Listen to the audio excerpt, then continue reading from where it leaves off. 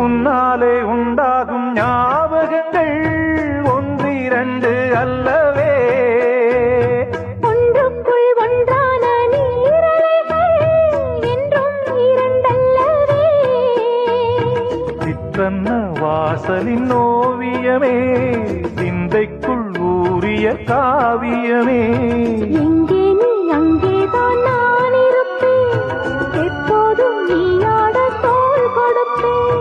மோகத்தில் நான் படிக்கும் மாணிக்க வாசகமே, நான் சொல்லும் பாடலெல்லாம் நீ தந்த யாசகமே.